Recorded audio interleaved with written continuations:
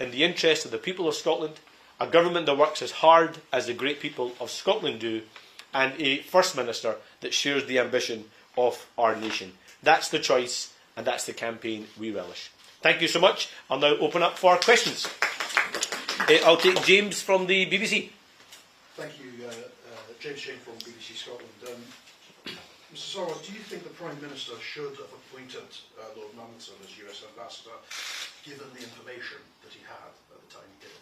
Well, it's quite clearly the case that Peter Mandelson should not have been the ambassador to the US. It's right that he is not a member of the Labour Party, and he should not sit in the House of Lords. And I've heard the Prime Minister say that had he known then what he knows now, he would not have appointed Peter Mandelson as the US ambassador. That was clearly a mistake. He should not have been the ambassador, he should not be a member of the Labour Party, and he should not be a member of the House of Lords. I'll take Ollie from STV. When did you last see or meet Peter Mandelson? The last time I spoke to or met Peter Mandelson was when I was in the US, when he was US ambassador, and I met him at the ambassador's residence to speak to him about the US UK trade deal and the impact that was going to have on Scotland's businesses, including our whisky industry, also investments in terms of our renewable industry. That's the conversations I had with him. As I've stated previously, I did that because he was the US ambassador, and it was right to engage with the US ambassador, but of course he should not have been the US ambassador. He should not be a member of the Labour Party. I'm pleased he's not, and he should not be a member of the House of Lords. I'll take Tony from GB News. Just to go back to the social media thing, not that I'm disputing anything that you said there, but one of the arguments against a ban on social media is that it connects people who otherwise are lacking those connections. In a country like Scotland, with the large, sprawling Highlands area, you know, that can be a benefit for a lot of kids there. So I guess what is the counter? If you're taking social media away from those kids, what would Scottish Labour provide them so that their limited number of connections are not reduced to zero? Tony, that's a good question, because I firmly believe we need our young people to be connected.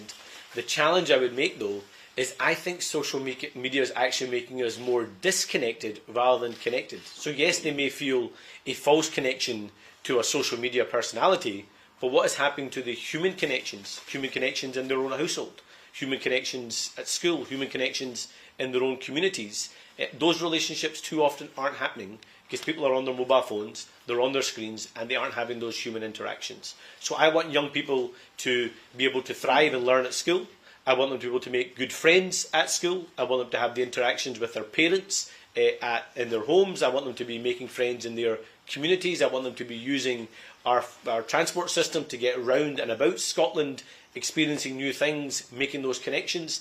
I want them to have access to a world-class education system that, yes, might mean they move away from their hometown, but one that also attracts them back in terms of our employment market, back to their hometown, in order to keep those connections, to keep those communities thriving, and to feel like they don't have to move to get opportunities. So that's the approach we have to take. I think, sadly, for too many kids, mobile phones and social media has broken those human connections rather than enhanced those human connections. But thank you for the question.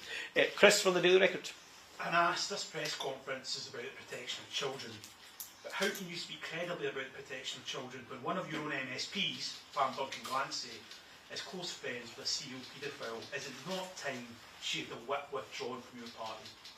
Well, let's take the actions that I've taken and contrast that to the actions of other parties who want to try and throw mud. The bottom line here is Pam Duncan-Glancy should not have maintained that relationship and friendship.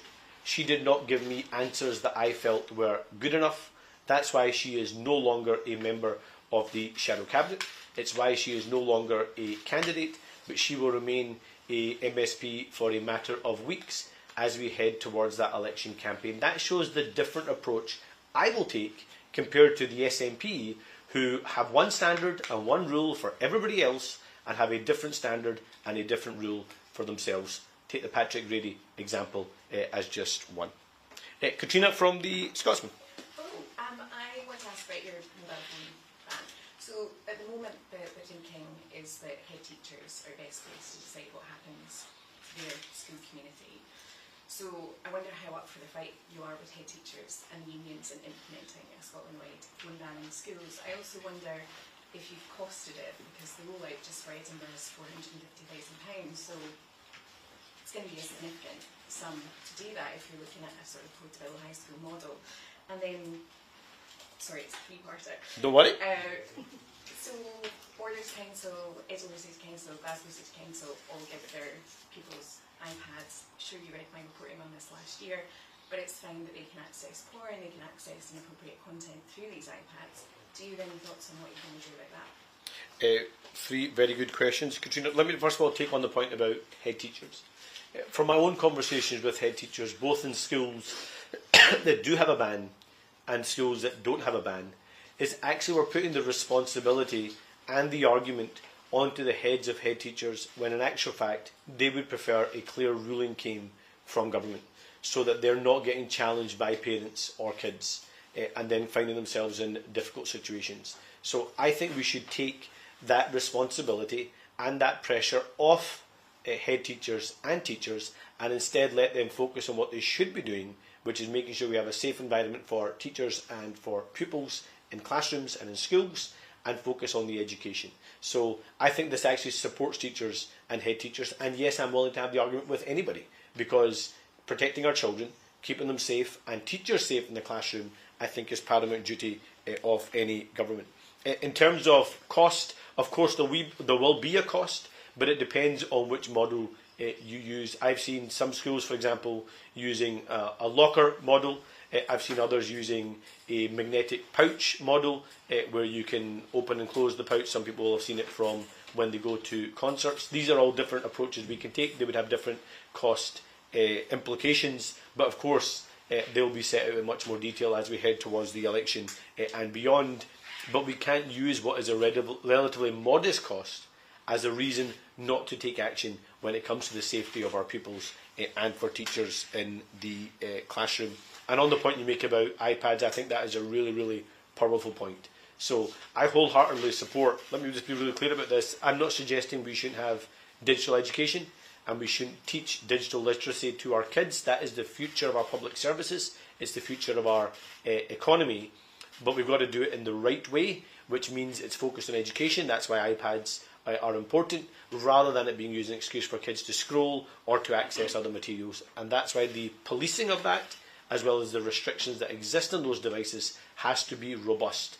The idea that any young person can access these images or these sites on an iPad in a classroom is completely and utterly horrific and unacceptable, and we've got to take urgent action to address that. Last but not least, Craig from PA. Just on the Pam Duncan-Glancy point, are you saying that the only reason you're not putting her out of the party is because basically there's not enough time until the election? And if a similar situation happens after the election, would you put that person out of the party? Or are you happy for people who are friends with paedophiles to campaign and be in your party? Well, I think the robust approach is very clear. I think it's very clear to Pam Duncan-Glancy. I think it's very clear to any of our existing MSPs, and I think it's very clear to any of our candidates. I will not tolerate friendships with paedophiles. I do not want anyone to be associated with anything like that or anyone like that. The contrast I'm making, though, is the approach I take with the approach the SNP take, where they have one rule and one standard for everybody else, but try and throw muck on other political parties. Pam Duncan-Glancy did not give me answers I was satisfied with. She did not break any laws, I think it's important to stress that, but she did not give me the answers that I was satisfied with, and she clearly had a breach and a huge error in judgment. I was not satisfied with those answers. That's why she is no longer a member of the Shadow Cabinet. That is why she is not a candidate, and she will remain an MSP now for a matter of 6 or 7 weeks. Contrast that with the actions. And I would direct this directly at Stephen Flynn, but also other members of the SNP. He wants to shamefully use the crimes of Jeffrey Epstein, who abused women, who clearly abused positions of power and relationships, to try and make comparisons with the situation with Pam Duncan-Glancy. It's frankly disgusting and beneath him.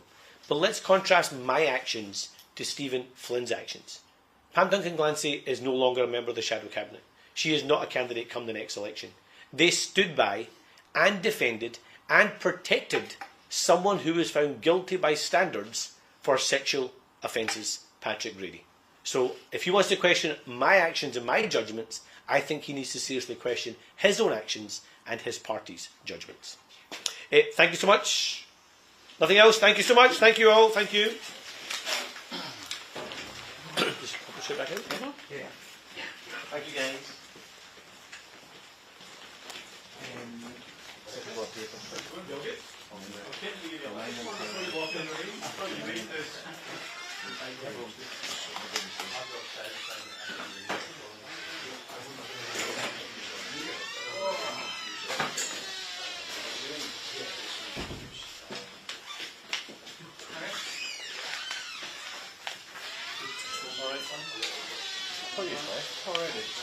Friday. So, off Fridays. This is last week. Oh, wow.